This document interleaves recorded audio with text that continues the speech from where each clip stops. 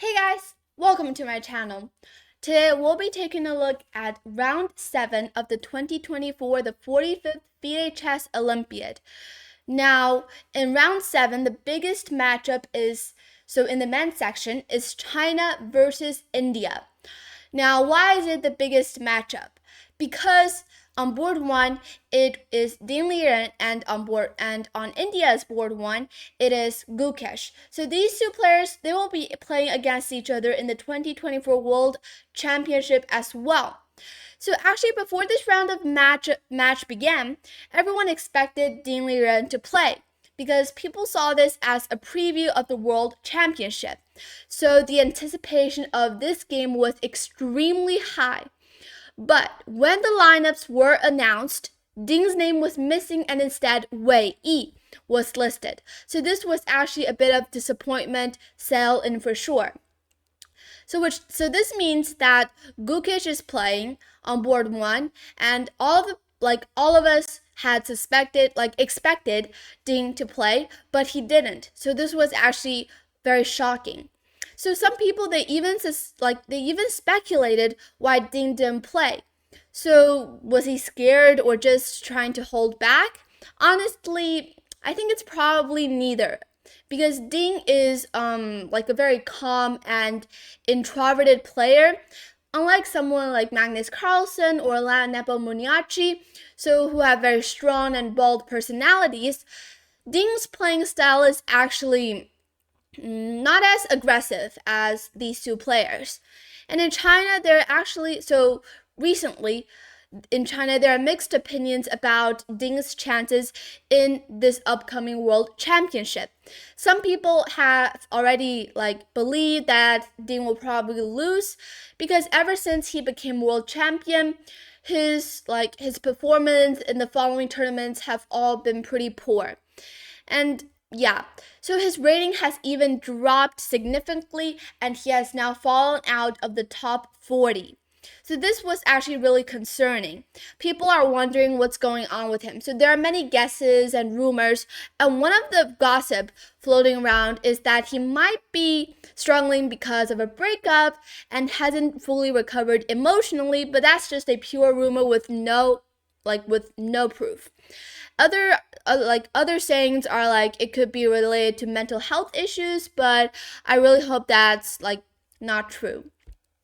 So actually, some background stories. I have seen Ding a lot when we were training. So we train in the same building, and Ding and the other stronger players, they train on the second floor, and me and other weaker players train on the fourth floor. So during lunch or dinner times, I usually see him a lot. And he is such a kind and friendly person, always smiling. So everyone enjoys chatting with him. So he is a really good person. So I think the reason that he didn't play in this round is that probably he wanted to hold back and keep all of his strategies and everything and to the upcoming World Championship. All right, now back to this game. It was a critical one that ended in in 2 knights versus rook endgame, where Gukesh ultimately won. So these types of endgames, they're actually really tricky and require a lot of calculation and experience as well. So if even one small mistake or inaccuracy can cause cause a huge disaster. And that is what happened in the game. Both players didn't have time, they were in time trouble in the very end of the game, and immediately Wei made mistakes, and Gukesh found all of the best moves, and immediately he won. So now, before we take a look at the game, I'm going to shortly introduce Wei Yi. So Wei Yi is known as the most famous young chess player in China. So he is a genius because he has reached a top level at a very young age. Probably he is not as strong as Magnus, but he is close to Magnus. So, and in the eyes of many, he has even surpassed Ding Liren. I actually played against Wei Yi when I was younger, and actually I played against him twice. Although both of these times he was playing against about like 10 players or 20 players, but of course it is still very amazing to play against such a strong player. So I lost one game and the other wasn't finished due to some like time constraints. So even though I would definitely lost that game, but still I count that as a draw. All right, so Gukesh's win once again shows he's got what it takes to become world champion. And personally, I think Gukesh can win this year and become the world chess champion. While I'd love for Ding to like defend his title, but I'm just being realistic. So let's wait and see, and hopefully we can like witness some very thrilling matches in the upcoming world championship. All right, so I've spoke a lot, and let's just jump into this game. So Gukesh is white and Wei is black, and without more chit chat, let's start. E4, C5, knight F3, D6, knight C3, knight F6, bishop E2. So this is the Sicilian defense, and actually Gukesh is playing pretty solid. I mean, most of the times here, for example, you can go D4, which is the main line. Knight C3 is also okay, and after knight F6, you can go D4 again, but instead of pushing D4 to open up the center, Gukesh immediately, instead, he played bishop E2, which is more solid. And then the game E5 was played. So if white didn't play D4, then Wei said, okay, if you're not going D4, then I'm going to play E5 and prevent any D4 ideas from coming up. So in the game, bishop C4 was played. Now this was actually very strange for some, it might feel strange for some of you guys because white moving a bishop twice in the opening. I mean, most of you guys know that you don't want to play, you don't want to move a piece twice or more in the opening because it will waste a lot of tempos and slow down your development. But here the reason is that after bishop e2, now that black has played e5, you can see that these light squares are now a bit weak, and also the f7 pawn. Black is going to develop with bishop e6 on the next move. So if you go bishop c4 here, even though you have moved this bishop twice, you see that this bishop now controls this diagonal and prevents black from going bishop e6. Of course, bishop e6 is still possible, but now it's making black harder to develop this way. So bishop c4 is still in the book moves, and it's very reasonable. Bishop e7, d3, knight c6, bishop g5, short castle, bishop f6, and knight d5. So white is trading his dark square bishop for the f6 knight, and now even though black has the bishop pair, but you can see that the f6 bishop is actually a really bad bishop. It is first of all blocked inside his own pawn chain, second of all it can't really find a good diagonal to go to. If it goes to bishop g5 for example, then probably white can even go h4 to kick this bishop away. So after knight d5, bishop e6 and queen d2. a6, threatening to go b5, short castle. So actually, Gukesh here, he ignored b5, and it is actually a bit strange because here the best move is to go a4 to prevent black from going b5, because b5 is actually very annoying. But in the game, short castle was played and giving Wei the chance to go b5, which was played in the game. Bishop b3 back, and now king h8. So king h8 is moving, these king moves might be a little bit unreasonable. So what are these moves? What are their uses? But as you take a look, these moves are actually very useful. First of all, in the future, black might have some g6, bishop g7, f5 ideas, and if the king were on this diagonal, then it will be somehow pinned by this bishop. So black does not want that, so avoiding it will be better. So that's why king h8 was played in the game, and now a3 was played. Rook b8, h3. So actually h3 is not the best move here. The best move is to go c3 here. So trying to retreat this bishop back to c2, and it's actually pretty similar to the rule Lopez.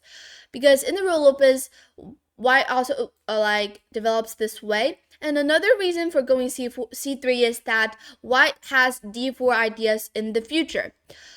But in the game, h3 was played, and actually after this h3 move, black has a small edge already. So black is already equalized this position and having a small advantage. g6, so you can see that this is the idea that I have just said.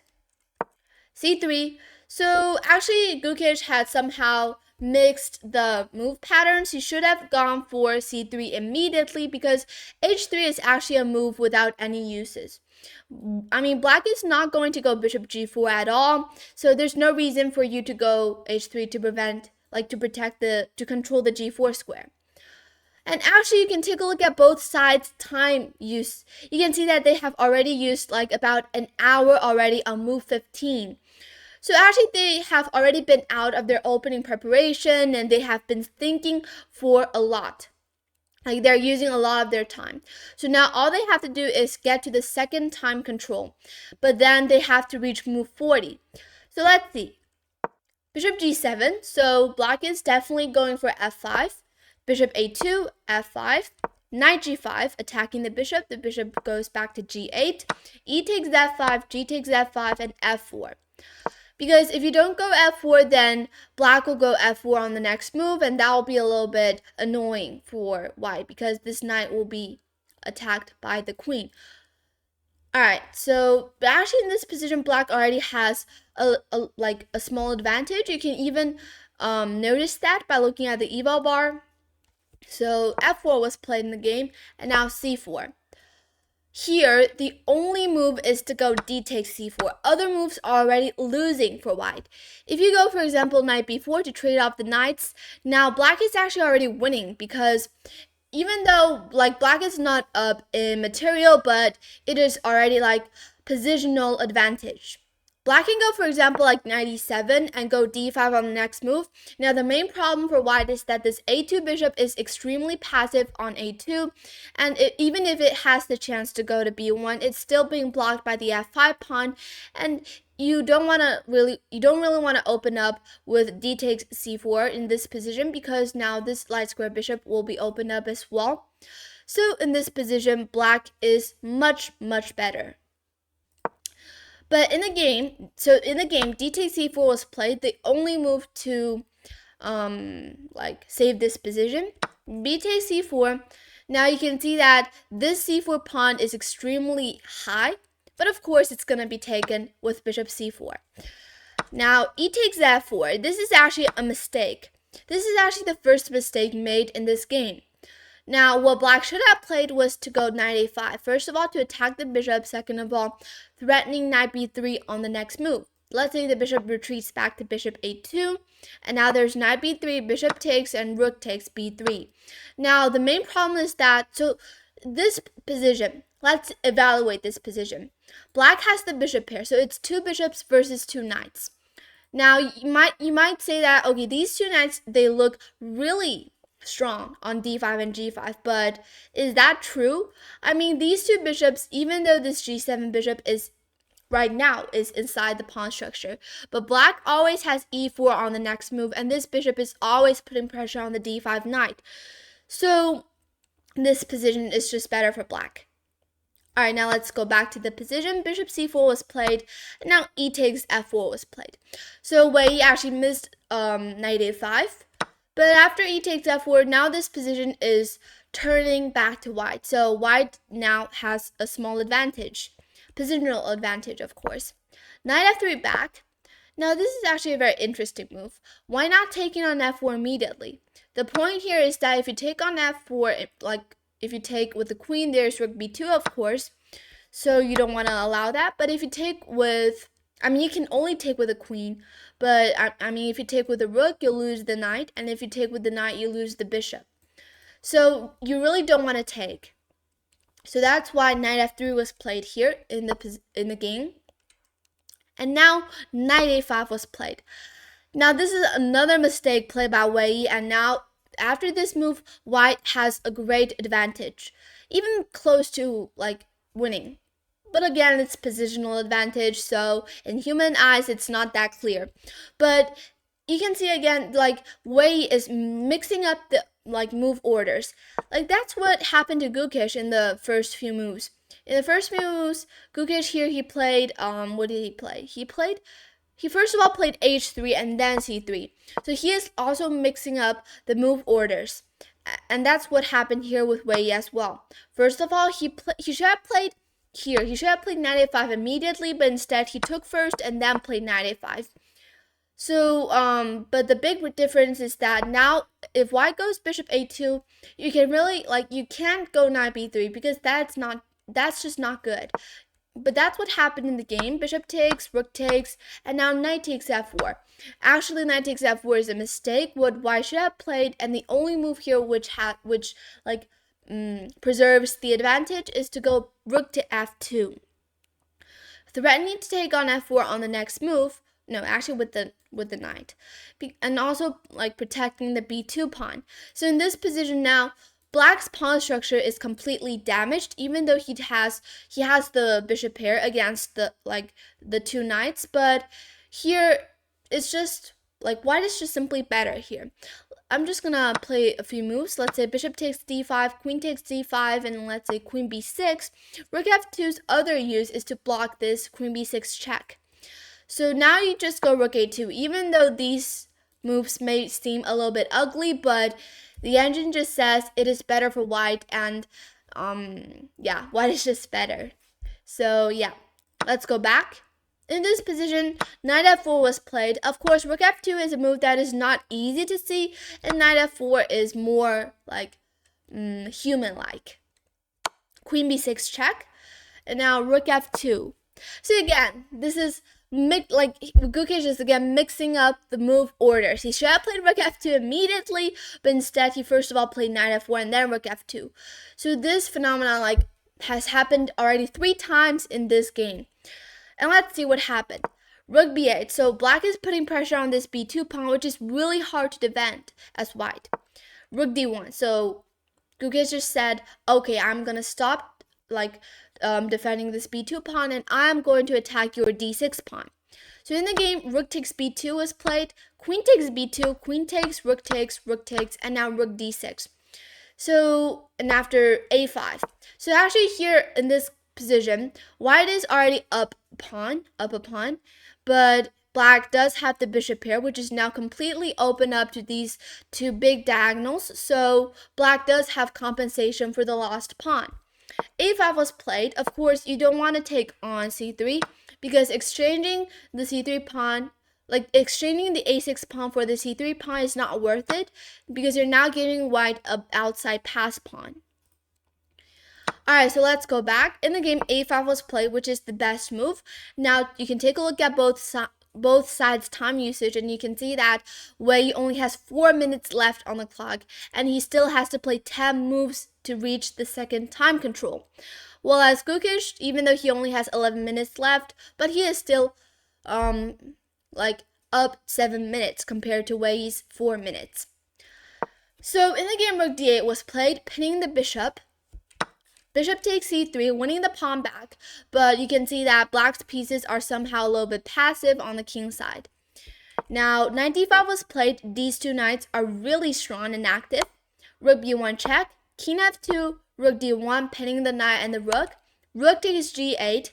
So actually this rook takes g8 move is the most important move in this position, transforming this whole game into a new endgame. So before, this endgame was rook with 2 knights versus rook and 2 bishops, but after this rook g8 move, it now transforms into the 2 knights versus 1 rook endgame, which is the most typical endgame in this whole tournament. Rook g8 is not the best move. Rook c8 is probably slightly better, but again, rook g8 will be more like a more human move. So rook g8, king g8, knight c3. Now this position, it is a draw actually if both sides play the best moves. But again, it is a human versus a human, so of course mistakes are going to happen. In the game, rook c1 was played, but probably rook e1 is slightly better to attack the a3 pawn, but it doesn't matter. Rook c1 is also holding the draw. Knight b5, rook c2 check, king f1. Probably he should have gone for king g1 instead to go this way. But yeah, king f1 is also one of the best moves. King f7, knight f d4. attacking the pawn and the rook. Rook c1 check, king e2, and now king f6, defending the f5 pawn. Knight b d6. Attacking the f5 pawn is actually very hard for black to defend this f5 pawn now. So black's idea is basically to attack white's pawn on a3. That's what happened in the game. Rook c3, and now knight d b5, again back, and rook c1. So you can see that Wei is basically trying to hold the draw here, because of course, two minor pieces against rook, and I mean these two knights are just way too good placed. So black is of course pleading for a draw, because of course black has no way to, there's no way for black to win in this position. Black needs to hold a draw here, so this is the only option for black. So going for a three times repetition is of course okay, but of course Gukesh is not going to allow that. In the game, he played king to e3, just going up with a king, trying to put enough pressure on his opponent. Rook g1, trying to gobble up the pawns. King f2, rook c1 back. Knight e2, attacking the rook. Rook b1. These moves are all okay. So the position is still equalized. Knight bc3, attacking the rook. Rook b3, a4, king e5, g3, rook b6, king e3, rook b4, king d3, h6. I mean, these moves are all okay, and it's still a draw. But let's see what happened. How did Gukesh win in a such drawish position? King e3, rook b3. So both sides are basically just moving around. They don't really have a clear plan. But let's see how Gukesh immediately found a plan. King e3, rook b4, knight g1. White is just going to maneuver the knights to the best places. White just needs to take his time, although he does need to avoid the 50 moves rule. Rook b8, knight f3 check, king s6, knight d4, rook d8, king e3, rook c8, king d3, rook d8, knight e2, rook b8, knight f4, rook b1, knight d5, king e5, knight d3, rook h1, knight f3, king d6, h4, rook h3, attacking the g3 pawn, knight e2, f4. Finally, Wei is breaking up on the king side, and it looks like this position is not that drawish anymore. But Gukesh here played knight fg1, which is still holding the position together, making the position really complicated. Rook h1, and now g takes f4, rook takes h4. Knight f3, attacking the rook, rook h1. But now white does have some winning chances here, because now white has a passed pawn, and this passed pawn is actually the winning key in this whole game. So actually here, it's just going to be a very easy draw if black were just going to move the rooks around on the first rank. But instead, Wei went for this breakthrough on the king side, which is okay. And after knight fg1, probably here, if he had played rook h2, which is better than rook h1, this will be an even easier draw to hold. There's no big difference, but here rook h2 is just simply better than rook h1, but this is not the key here. G takes f4, rook takes h4, knight f3, rook h1, now f5. Okay, now here is the key moment in this whole game. Here, Wei made a mistake, and his position just suddenly moved downwards, like the evil bar. Just moved downwards. So, in this position, if you are black, what will you do?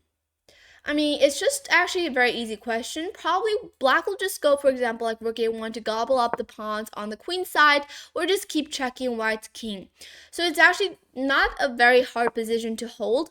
Probably white will go knight c3 to defend the a4 pawn. Let's say black goes, for example, like rook a3. I mean, white cannot push this f pawn, because now there's king e6. This pawn will be captured on the next move. So this is the point. Black doesn't really need to do anything. Black just needs to put this rook on the last rank and keep checking white's king or attacking the a4 pawn. That's all what black needs to do. But in the game, he played h5. And now I can see that this evil bar is just going for white's side. So, and in the game, knight c3 was played, missing the opportunity here. The opportunity is to go knight g3. And actually, probably, maybe Gukesh thought that there was rook h3, but actually there's knight e4 check now. And let's say king d5, there's now knight g5. White is going to win in this position.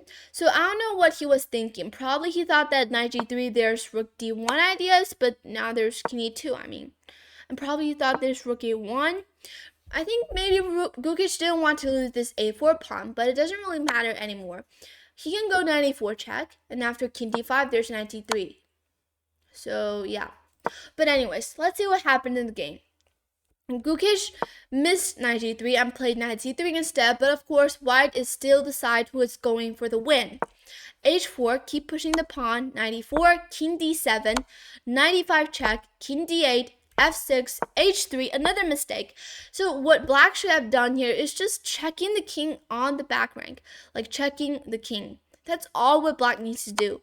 And if, let's say, white goes king e2, now there's, for example, like rook d5 to defend the knight, knight f7, and let's say king d7. This position, even though it looks very scary for white, but the engine says that this is an equalized position. This is a draw.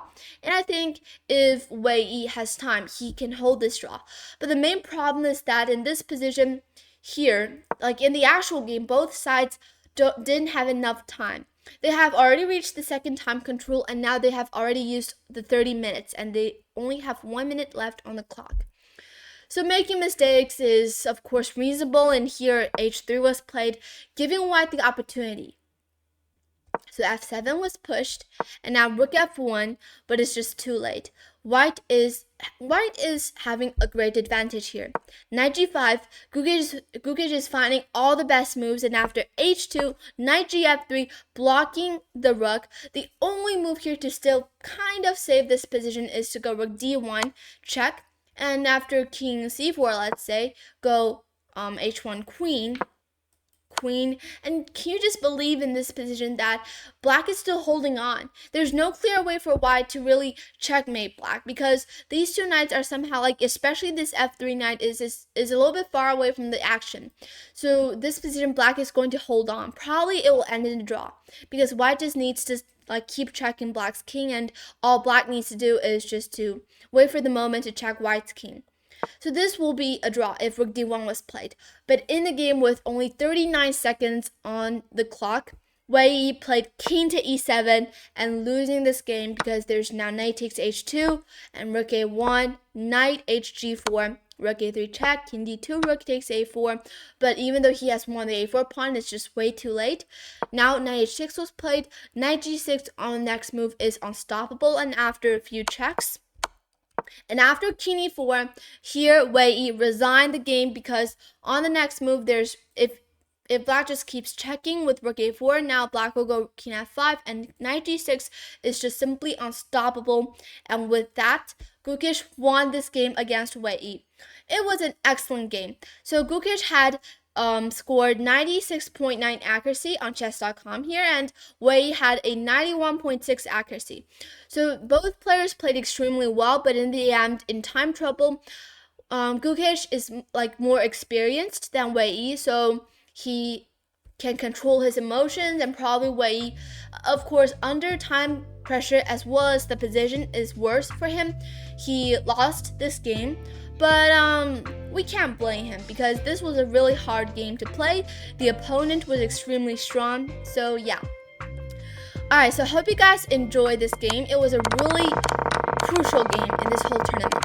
And yeah. Alright. So I hope you guys enjoyed this game and hope you guys like this video. You can leave comments down below to tell me if you like it or not. And please subscribe. See you in the next video. Bye!